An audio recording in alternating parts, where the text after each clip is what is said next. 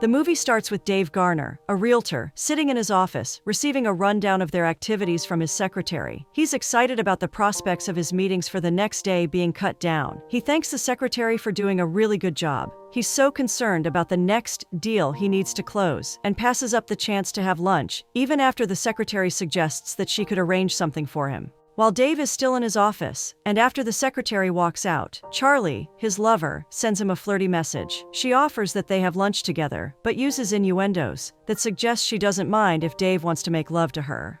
Dave understands and quickly agrees to meet her. She gives a location for them to meet and have themselves for lunch. Dave steps out and tells his secretary that he's stepping out for lunch, but this surprises her, as he already claimed he wasn't hungry. Now at the location, he meets up with Charlie, and they walk up to the penthouse. They can't get their hands off themselves, as they use every private moment they get to kiss and hug. Now in the penthouse, Dave pins Charlie to the wall, raises her left leg to his waist level, and begins kissing her passionately. They find their way to the bedroom even as Dave begins showing his athleticism by carrying her easily as they kiss. They proceed to take off their clothes and begin making love. They are now lying in bed and discussing the experience they just had. Charlie swears that she needed that kind of love making so bad. Dave feels the same way too. He wishes he could stay longer, but he needs to be back to the office to finish plans for the house sale. Charlie reminisces on the sweet memories she and Dave made in the penthouse. She wishes it could continue, but Dave makes her understand that they'd be making good money selling the place. Dave thinks Charlie is the best real estate agent around and is confident she'll find a good place for them soon. She playfully concurs and boasts of herself.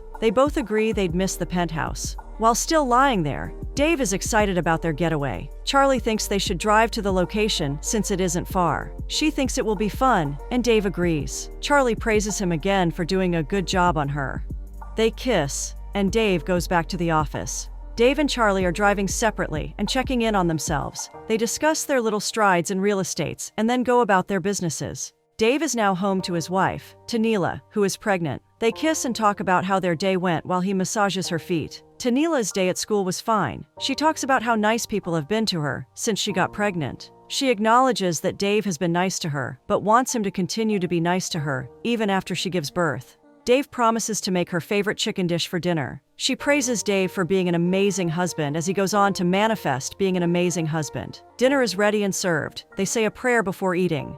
Charlie is home to Rob, her husband. Rob acknowledges Charlie's new hairdo as they talk about her change of stylist. She has a good reason for changing her stylist temporarily, as the kids there can be a handful. Rob brings up Charlie's visit to Lewis's store. They are supposed to stop shopping for a while as agreed, but Charlie thinks Rob is overreacting. She thinks that Rob's test at work is taking a toll on him, and he's redirecting his weariness onto her. She doesn't want any of that kind of discussion Rob is pulling up. She thinks she has a right to spend her money how she wants. Rob argues that she's been hypocritical in her claiming it's her money, but when it comes to things that matters most, like buying a house, she wouldn't use her money. She insists she doesn't want to have that kind of discussion, and rather wants to eat. Rob reminds her that it's her turn to cook, but Charlie obviously missed it. She tries to apologize and promises to make it up to him, but Rob is not having it. He says he has to go get some work things ready, and references a line Charlie uses in teasing his job as a doctor. As he walks inside, Charlie says he's been insensitive. This pisses Rob more, who infers that Charlie has changed in recent times. Then he walks out. Charlie runs after him with apologies and tries to pacify him, but Rob doesn't give in. At Dave's house, Tanili is thanking him for a great dinner. She now wants to know if Dave has come up with any name for the unborn child. Dave teases her with some names, but thinks Tanila should do the honors and name the child. He thinks she has the connection with the child and would give the child a better name.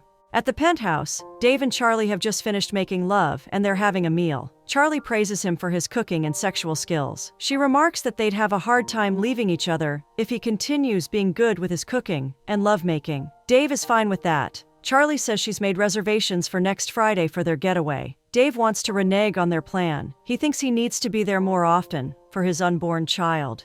Charlie thinks he's a great person, and this means he'd also be a great dad. She hands over a gift to Dave. She is aware she wouldn't have the privilege of being invited to the baby shower, hence the gift. He appreciates it, but thinks he can find a way for her to attend if she wants to. Charlie doesn't appreciate that. She just doesn't trust that she can handle herself properly in such a space. She wouldn't want to break Dave's marriage. As she mentions, she's trying to avoid karma. She thinks karma might even be the reason her home is troubled currently. Dave is concerned about what's happening in her home. Charlie confirms that she's having a rough patch with Rob, but doesn't want to talk about it. Dave is fine with that. He wants to go out and promises to call Charlie. Charlie warns him to be careful about calling so he doesn't tip his pregnant wife off. She thinks pregnant women tend to be suspicious, but Dave laughs it off. He knows how to handle himself. She reminds him that he has a lot to lose, so he should be very careful. Dave kisses her on the forehead and leaves. Dave is home from supposedly playing golf, and Tennille welcomes him. She questions why Dave is wearing a red shirt, other than the one she bought for him. He gives his reasons, and Tennille is bothered about that. She thinks Dave looks sexy in it. Dave remarks that red might just be his favorite color, as he took his best shot at golfing today. Tennille wants to know how Dave's day has been, and he indulges her. Tennille is excited that Dave is doing well at work. Dave uses the opportunity to tell her that he'd be accompanying his boss to a conference outside town. Tennille thinks she'd like to go for some reasons, but Dave quells her desire with valid reasons of his own. Tennille doesn't hesitate to praise Dave's work rate. She mentions their appointment with the doctor for next week, and Dave confirms he'd be available. Dave says something that triggers Tennille, wanting to know who's going on the trip with him. Dave calls a few names. It's morning, and Charlie walks into the bedroom to meet Rob, who just woke up. He wants to know when Charlie entered the house the previous night. Charlie says she didn't want to wake him up the moment she entered. She evades answering the question and teases Rob, but Rob insists on getting an answer. She replies she got home by midnight. Rob is infuriated as he tried calling her, but it wouldn't connect. Charlie thinks Rob is doing way too much now. She complains that Rob isn't doing enough in the house. She thinks Rob should do more for her, like cook for her sometimes, and even sleep with her. She complains that all Rob is interested in is his work. Rob tries to state the importance his work holds. Charlie tells him how awful he always is anytime he starts preparing for the tests at work. He acknowledges his wrongdoing and tries to reiterate how he has to focus. Charlie sees the need to encourage him, and she does so. She thinks Rob is just being too hard on himself. She advises Rob to rest as she goes for her workout. Rob now feels the need to cuddle, but she politely insists on going for her workout. Dave and Tennille are meeting Dr. Myers. She has some concerns about how the pregnancy is affecting Tennille. She advises that Tennille rest a lot throughout the incoming week while they get some blood tests done. She also wants Tennille to find a suitable plan for her work so she doesn't have to overwork herself. Before they leave, the doctor reiterates the need for her to avoid stress as much as possible. Tennille is reading a book in the bedroom while Dave is in the bathroom talking with Charlie on the phone. Tennille receives a notification about a new album, and she's excited. She puts on the music box to play the album. When Dave's phone automatically connects to it, she immediately hears Charlie talking about her love affair with Dave. The music box quickly disconnects, even as she worries about what she has just heard. Dave ends the call and enters the room. When Tennille asks who that was, Dave tells her that it was Charlie. She is surprised to know that the Charlie Dave he has always talked about was a woman. Tennille doesn't want to act funny, as she's still trying to wrap her head around what she just heard. She tells Dave she'd love their child to be named David. Dave feels great hearing that. The next day, it's just Tennille and Ray in the house, as Ray is looking after Tennille for the time being. Ray notices that Tennille looks a little bit downcast. After she asks, Tennille explains what happened the previous night, while Dave is on a call with Charlie. Tennille doesn't think Dave would ever cheat on her, though. Ray tells her not to vouch too much for men, as men can always find a way. Ray talks about the time her husband cheated, and she caught him. She advises Tennille to be smart about it and not be a fool. Tennille is seen short pacing with a phone in her hand. She finally calls Dave to inform him that he left his laptop behind, but gets to drop a voice message instead, as Dave is unavailable. It's the next day, and Tennille hasn't heard from Dave. She drops another message for Dave to make sure he reaches her as soon as possible. As she drops the call, a plan drops in her head. She picks up Dave's laptop and begins searching. In a short while, she sees evidence that Dave is cheating on her, and she begins crying.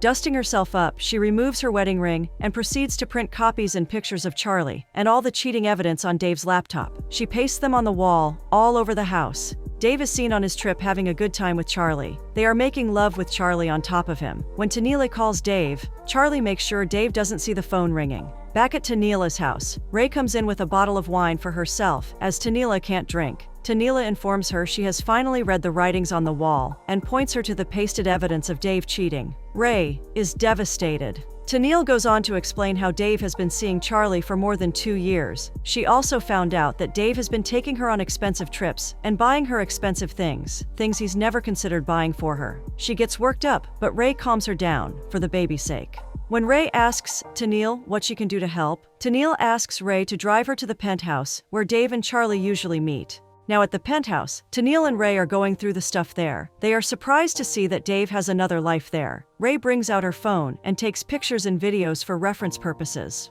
While they are still at the penthouse, they devise a means to bring all these to the open. Tennille already found out Rob's profile, and she thinks they should start from there. She wants to meet with Rob. Tennille's cousin works with Rob, so she asks her cousin to help facilitate contact between them. It's the next day with Tennille and Ray FaceTiming. Tennille reveals to Ray that her cousin gave her number to Rob, who called her, but she hung up because she froze. She dropped her house address before ending the call though, as Rob now rings her doorbell. She welcomes Rob in and proceeds to show him the printed evidence of Dave and Charlie's affair. This surprises Rob, who has also heard Charlie talk about Dave, but has always accepted Dave was just a colleague. Rob finds it hard to believe and tries to dispel the insinuation that his darling Charlie is cheating on him. He wants to leave when Tennille hands over the key to the penthouse to him so he can check it out. Rob makes his findings and comes back to Tennille, who is now bleeding in her house. Rob checks her vitals and calls an ambulance to her aid. Now at home, Rob is drinking and doesn't know that Charlie is back from her trip. Charlie comes down and sees Rob drinking. Rob wants to know why her trip was cut short, and she replies that one of the team members had an emergency. With Rob now getting a bit ferocious, he asks Charlie if she's sleeping with Dave, and Charlie denies it.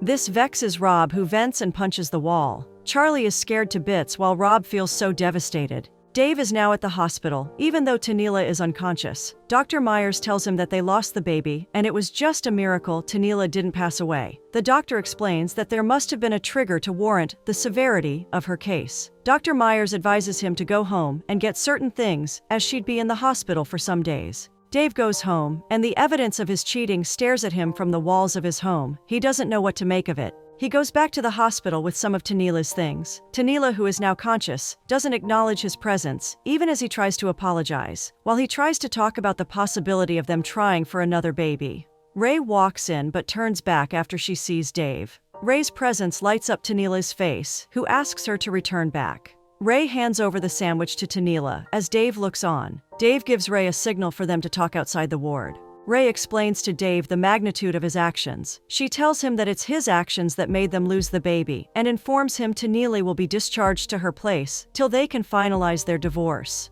Dave doesn't understand where talks of a divorce are coming from, but Ray tells him that's what Tennille wants after all he's put her through. Dave tries to go talk to Tennille straight up, but Ray stops him from doing that and asks him politely to leave. Later in the day, Rob is seen attending to Tennille. Dr. Myers meets Tennille and Ray in her ward. She reveals that Tennille's vitals are now stable, but she should be getting more rest. She tells her to thank Rob for his swift response, as she already lost a lot of blood before she arrived at the hospital. Rob is in the penthouse apartment. Charlie's cheating is now glaring as he sees more evidence. It's the day Tennille is leaving the hospital. Rob comes into her ward and checks up on her one last time before she leaves. She takes the chance to thank Rob for saving her life, but Rob goes modest with it. He tells her about his visit to the penthouse. Tennille reveals her confusion concerning this development. As Tennille talks, Rob excuses himself and says he'll be back in a jiffy. Rob comes in with a wheelchair and offers to ride her down to the car park where Ray is waiting to pick her up. On their way out, Rob reminds her to take the flowers along, but she doesn't want anything from Dave, so she trashes it. Rob wheels her to where Ray is parked. They say their goodbyes and Rob goes back inside. It's been almost a year since the cheating incident. It's workout day, and coincidentally, Rob and Tennille are in the same space working out. At the end of the session, Tennille goes over to Rob for a quick chat. While they are on that, Rob casually raises his t-shirt up, and Tennille is awed by Rob's perfectly chiseled tummy. She loses composure and quickly leaves so she doesn't lose more composure. While outside, she doesn't feel she has done the right thing, so she heads back in. They both want to catch up on how their lives have been since the incident. Rob suggests they go over to a smoothie shop close by. Tennille agrees, but playfully adds, only if Rob will be paying. They laugh and walk out. Tennille, Ray, and her friends are having drinks and chilling out in a lounge. They get some weed-laced cookies to spice up their fun. After a while of eating the cookies, Tennille wants to know how long before the effect wears off, and Ray tells her she shouldn't bother, as she'd be sleeping soundly at night. They begin discussing how interesting making love can be after taking that kind of cookie. Tennille can't contribute as she has lost memories of lovemaking. She digresses a little and mentions her meeting with Rob earlier. She has nice things to say, about Rob's physique and cuteness, giving a detailed explanation of how their smoothie date went and how he has invited her over for another date. Tanila's friends encourage her to be into Rob. They don't mind if they start a romantic relationship since they are both single and he saved her life. Rob and Tennille are now having their date at a bar. Rob shows his liveliness, and Tennille praises it. While talking over drinks, a photographer comes and takes a picture of them after seeking permission. Tennille mentions that Rob's name has come up a couple of times while she is conversing with her friends. Rob reveals it's the same with her, and as a matter of fact, his mom wanted to know if this meeting was an actual date. Tennille is impressed that Rob and his mom talk about her. She now wants to know if Rob feels this is a date. Rob hopes it's a date but is scared to admit it as he doesn't want his feelings hurt. He goes on to explain how much of a softie he can be and how he's still recovering from the breakup. Tennille acknowledges how intense that phase can be and mentions how she had to pick herself up too. Again, Tennille asks if they are on a date. Rob smiles sexily and affirms it's a date. Tennille blurts out that he has given a good answer. They cheer and go on to sip wine. Both of them can't hide their love for the music being played, and they storm the dance floor, rocking themselves. Rob drives to Tennille's place to drop her off. While in the car, after a splendid date, Tennille praises the DJ, who happens to be Rob's brother. She can't remember the last time she danced that hard. Tennille doesn't want the night to end and offers that Rob come in for a little drink. Rob tries to be a gentleman and mentions how late it is, but Tennille isn't ready to hear all that. She wants Rob in her house. Rob obliges and agrees to do less talking so he doesn't alter the trajectory the night is already taking. Now at the patio in the compound, Tennille brings 2 glasses of wine and begins telling Rob how she drank a bottle of wine every night while processing her divorce. Tennille wants them to toast to karma, destiny, and fate. Rob explains his standpoint. He wouldn't want to tie their meeting to just karma. Tennille explains that meeting Rob again has given her a sort of liberation and promises that it's a new chapter for her. Tennille then leads Rob inside. Tennille is seen munching on the cookie before going to meet Rob in the bedroom. After making love, both of them can be seen reminiscing on how intense the session was. She confesses she had a cookie minutes before they made love, but Rob doesn't care about that. He talks about how liberated he now feels and appreciates meeting her again. Tennille teases that he should feel proud because she allowed him to have her. Rob doesn't take that for granted. They both infer that they want to be in each other's life, then end the night with some tongue-tying kisses. Charlie is at Dave's workplace. She catwalks into Dave's office and wants to know why Dave has been ignoring her for months. Dave says he's been busy with work and his divorce hasn't put him in the right frame of mind. Charlie thinks Dave needs some good loving and walks over to him to try and seduce him, but Dave objects. This infuriates Charlie, who reminds him of how they used to make love in his office. Dave reiterates that this time is different because he hasn't been himself lately. Dave tells her that he's devastated at the fact that they both hurt their partners. Charlie thinks Dave should be consoled with the fact that Rob and Tennille are now friends. When Dave asks what she means, she shows him a picture of Rob and Tennille on a date. Charlie thinks herself and Dave should get back at them. Dave thinks it's a stupid idea and says that he needs to go back to work. Charlie gets angry, curses Dave, and storms out of his office. Rob is home preparing for a test when Tennille walks in with food for Rob. Rob is so focused on reading, and when Tennille tells him to eat something, he almost snaps. He tells her how he's been writing the same test for a few years now, and he's scared he might not still get it this time. He apologizes to her for sounding that way. Tennille wants to use her teaching skills to help him. She tells him her observations and offers solutions on how Rob can better prepare for his exams. The next morning, Rob wakes up and finds that Tennille has posted the study guide to his test all over the apartment. Just before she steps out, Rob's phone rings, but he ignores it. After Tennille asks, he mentions that it's Charlie. Charlie wants to know about the photo from the date, but they both don't mind. Tennille mentions how much Dave wants to talk to her, but she's been ignoring him. Rob thinks she can go ahead and talk to him. Tennille talks about her apartment issues, and Rob tells her to move to his place. Tennille thinks that might be a lot for Rob, but Rob doesn't mind her moving in. Tennille and Dave are in a conference room with their attorneys. After signing the divorce papers, Tennille, in her usual manner of ignoring Dave, tries to walk out when Dave approaches her. Dave wants to know how she's faring. He's not comfortable with Tennille ignoring him for life. Dave tries to apologize for everything he's done, but she shuts him up and walks out. Tennille is back at Rob's place. She tells Rob how her day went, and Rob praises her for not being too hard on Dave. She encourages Rob for his test slated for the next day, and they spend the rest of the night studying. After the test, Rob comes home and goes through his email. He's almost in tears when he sees a particular mail. Rushing over to Tennille to tell her the news, he finds that she's throwing up, but they agree it's nothing serious. After leading her back into the bedroom, Rob shows Tennille the mail, where he aced his tests. Both of them are so excited. Tennille and Rob are in the sitting room when she reveals her joy that Rob took her out to meet his friends. Rob seizes the opportunity to tell Tennille how she has made him a happy man. He says nice things about Tennille and reiterates his love for her. Tennille's feelings are mutual. She feels it's a blessing that Rob is in her life. They both promise to do this for a lifetime. The next morning, Rob wakes up to Tennille preparing to go to the pharmacy. When Rob inquires, she says she has missed her monthly cycle. Rob jumps out of bed as he wants to accompany her to the pharmacy. It's many months later, and Tennille is heavily pregnant. She throws a party for the baby shower, and Ray can be seen giving a speech, talking about Tennille carrying her godbaby. Ray expounds on how much of a blessing Tennille and Rob's relationship has been. She praises them for loving themselves the way they do. Her speech is greeted with applause from everyone present. In the same spirit of appreciation, Rob states how much he loves Tennille and goes down on one knee. Tennille is surprised, but as Rob makes the proposal, she accepts it with joy. While they are inside, Dave stops by and drops a gift outside. A little child sees it and brings it inside. When everyone finds out it's from Dave, it doesn't interest them. But this doesn't stop the party from going on.